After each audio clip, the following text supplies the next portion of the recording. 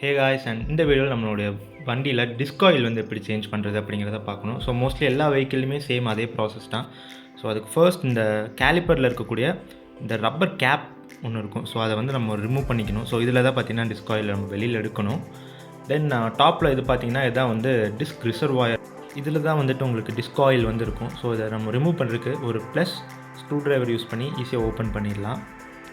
தென் இதுக்குள்ளே பார்த்தோம் அப்படின்னா நம்மளுக்கு ஆயிலுமே கம்மியாக தான் இருக்குது. தென் ஆல்சோ இந்த மாதிரி டஸ்ட்டு வந்து பார்த்திங்கன்னா ஃபார்ம் ஆக ஆரம்பிச்சிருச்சு. இது எதனால் அப்படின்னா டிஸ்க் பிரேக் ஆயில் வந்து பழசாயாச்சு அப்படின்னாலே வந்து உங்களுக்கு இந்த மாதிரி ஆயிரும். பிகாஸ் என் வெஹிக்கிளில் வந்து பார்த்திங்கன்னா நியர்லி 6 இயர்ஸ்க்கு மேலே ஆச்சு ஆயில் சேஞ்ச் பண்ணி. ஸோ அதனால தான் இந்த ப்ராப்ளம். ஸோ நார்மலாக வந்து 2 to 3 இயர்ஸில் வந்து நம்ம சேஞ்ச் பண்ணணும். பட் இங்கே ரொம்ப நாள் ஆயிடுச்சு. என்ன நம்ம இதை எப்படி ஒர்க் ஆகுதுன்னு பார்த்திங்கன்னா, நம்ம பிரேக் பிடிக்கும்போது வந்து பார்த்திங்கன்னா இதுக்குள்ளே ஒரு ஆக்சுவேட்டர் மாதிரி இருக்கும். ஸோ அதை ப்ரெஸ் பண்ணி இந்த மாதிரி ஆயில் வந்து உங்களுக்கு முன்னாடி இருக்க டிஸ்க்கு வந்து போகும். சரி, ஓகே, நம்ம டிஸ்க் ஆயில் வந்து எப்படி சேஞ்ச் பண்ணுறது அப்படிங்கிறத பார்க்கலாம்.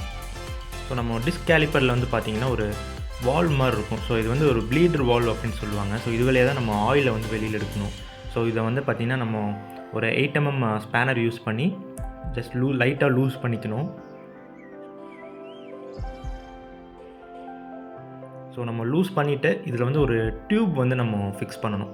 ஸோ டியூப் ஃபிக்ஸ் பண்ணி நம்ம வந்து அதில் இருக்க ஆயிலை ஈஸியாக நம்ம வெளியில் எடுத்துடணும். ஸோ ஒரு ஸ்மால் கண்டெய்னரில் இந்த டியூப் போட்டுட்டு, பிகாஸ் நம்ம ஆயில் வந்து பார்த்திங்கன்னா சேஃபாக டிஸ்போஸ் பண்ணணும் இல்லையா. ஸோ அதனால் அண்ட் நம்மளுடைய பிரேக் ரிசர்வாயரில் இருக்கக்கூடிய ஆயிலை வந்து எப்படி இருக்குதுன்னு பார்த்திங்கன்னா, இந்த மாதிரி ஒரு சிரஞ்ச் யூஸ் பண்ணி பார்த்திங்கன்னா ஈஸியாக எடுத்துக்கலாம். ஸோ இந்த சிரஞ்செல்லாம் பார்த்திங்கன்னா ஜஸ்ட் உங்களுக்கு 8 or 9 rupees தான் வரும் உங்களுக்கு ஷாப்பில் வாங்கணும். அண்ட் இதான் பார்த்திங்கன்னா நம்ம உள்ளே இருந்த பழைய ஆயிலு. ஸோ எவ்வளோ டஸ்ட்டாக இருக்குன்னு பாருங்கள். தென் நம்ம பிரேக் ஆயிலை ரிமூவ் பண்ணதுக்கப்புறம் வந்து பார்த்திங்கன்னா இதில் இன்னும் ஃபுல்லாக டஸ்ட்டாக இருக்குது. ஸோ இதை வந்து நம்ம ஒரு நீட்டான ஒரு கிளாத் யூஸ் பண்ணி இந்த டஸ்ட்டை வந்து ஃபுல்லாக நம்ம ரிமூவ் பண்ணிடலாம். அண்ட் இதான் வந்து நம்ம ரிமூவ் பண்ணதுக்கப்புறம் ஆக்சுவலாக இந்த அளவுக்கு தான் வந்து பார்த்திங்கன்னா உங்களுக்கு அந்த டஸ்ட் எல்லாமே போகுது. ஸோ நீட்டாக க்ளீன் பண்ணிட்டோம். அண்ட் இதான் வந்து பார்த்திங்கன்னா நம்ம வாங்கின பிரேக் ஃப்ளூயிட். ஸோ இது வந்து VIR அப்படிங்கிற ஒரு கம்பெனியோட பிரேக் ஃப்ளூயிடு. ஸோ இது ஒரு .4 அண்ட் ஆல்சோ என்கிட்ட பார்த்திங்கன்னா .3 பிரேக் ஃப்ளூயிடுமே இருக்குது. சேம் அதே கம்பெனி தான். ஸோ நம்ம ரெண்டுமே யூஸ் பண்ணிக்கலாம். அண்ட் இதோடைய ப்ரைஸ் வந்து பார்த்திங்கன்னா 90 or 95 வந்துச்சுங்க .4. அண்ட் .3 வந்து அதோட கொஞ்சம் கம்மியாக தான் இருந்துச்சு.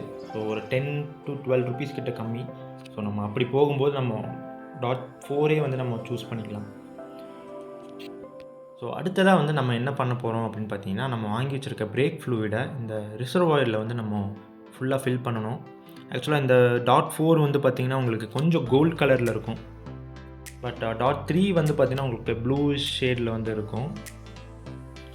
ஸோ இது நம்ம ஃபுல்லாக வந்து ஃபில் பண்ணிவிட்டு வாங்க அடுத்து என்ன பண்ணுறதுங்கிறத நான் உங்களுக்கு காமிக்கிறேன்.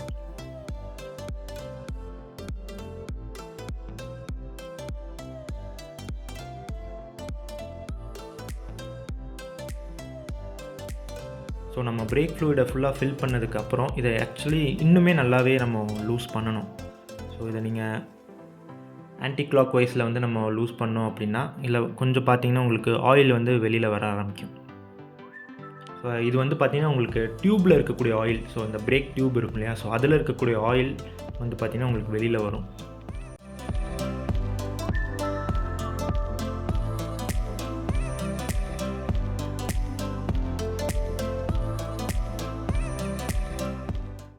அண்ட் இன்னொன்று பார்த்திங்கன்னா இல்லை ஆயில் கீழே வர பார்த்திங்கன்னா உங்களுக்கு மேலேயும் ஆயில் வந்து கம்மியாக ஆரம்பிக்கும். ஸோ நம்ம அதையும் பார்த்திங்கன்னா நம்ம செக் பண்ணிகிட்டே இருக்கணும் ஆயில் எவ்வளோ கம்மியாகுது அப்படின்ட்டு. பிகாஸ் நம்ம ஃபுல்லாக கம்மியாக விடக்கூடாது. அப்படி ஆச்சுன்னா நம்மளுக்கு ஏர் லாக் வந்து ஆயிரும். ஸோ அது மட்டும் நம்ம ஆகாமல் பார்த்துக்கணும். அண்ட் நம்ம லைட்டை ஓப்பன் பண்ணாலே வந்து பார்த்திங்கன்னா இதில் ஆயில் வந்து ட்ரிப் ஆகிட்டே இருக்கும். ஸோ கொஞ்ச நேரத்துக்கு அப்புறம் பார்த்திங்கன்னா இந்த மாதிரி ஸ்டாப் ஆயிரும். ஸோ இப்படி ஸ்டாப் ஆயிடுச்சுன்னா நம்ம இந்த மாதிரி பிரேக் லீவர் பார்த்திங்கன்னா நம்ம ப்ரெஸ் பண்ணணும். ஸோ ப்ரெஸ் பண்ணி நம்ம விட்டோம் அப்படின்னா ஸோ இந்த ஆயில் வந்து இன்னும் டக்குன்னு உங்களுக்கு வந்து கீழே ஃப்ளோ ஆகும். ஸோ இதில் பார்த்தீங்கன்னா தெரியும் உங்களுக்கு ஆயில் எப்படி கம்மி ஆகுது அப்படின்ட்டு. ஸோ நம்ம பிரேக் லீவரை ப்ரெஸ் பண்ண வந்து பார்த்திங்கன்னா இந்த மாதிரி ஆயில் வந்து வெளியில் வர ஆரம்பிச்சிடும் ஸ்பீடாக. அண்ட் நீங்கள் கொஞ்சம் க்ளோஸாக பார்த்தீங்கன்னா தெரியும் உங்களுக்கு எவ்வளோ டஸ்டியாக வந்து இந்த ஆயில் வருது அப்படின்னு சொல்லிட்டு. அண்ட் நம்ம ரிசர்வாயரில் வந்து பார்த்திங்கன்னா ஆயில் வந்து கம்மியாகிட்டே இருக்குது. எதனால் அப்படின்னு பார்த்திங்கன்னா நம்மளுக்கு டியூப்பில் இருக்க எல்லா ஆயிலுமே வந்து கீழே வருது. ஸோ இங்கே பார்த்தீங்கன்னா தெரியும். ஸோ இப்போ வந்து நம்ம திருப்பி வந்து இதில் டாப் அப் பண்ணணும். ஸோ நம்ம இதை டாப் அப் பண்ணல அப்படின்னு வந்து பார்த்தீங்கன்னா உங்களுக்கு திருப்பி ஏர்லாக் ஆயிரும். ஸோ நம்மளுக்கு ஆயில் தான் வந்து எக்ஸ்ட்ராவாக வேஸ்ட் ஆகிட்டே தான் இருக்கும் நம்மளுக்கு.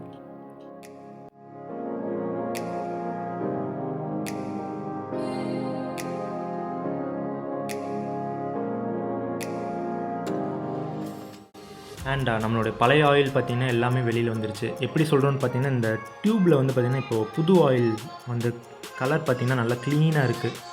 ஸோ நம்ம எல்லா பழைய ஆயில் வந்துருச்சுன்னு அர்த்தம். அண்ட் நம்ம இப்போ வந்து இந்த ப்ளீடர் ஸ்க்ரூ வந்து பார்த்திங்கன்னா நம்ம ஃபுல்லாக டைட் வச்சிட வேண்டியதான் இப்போது.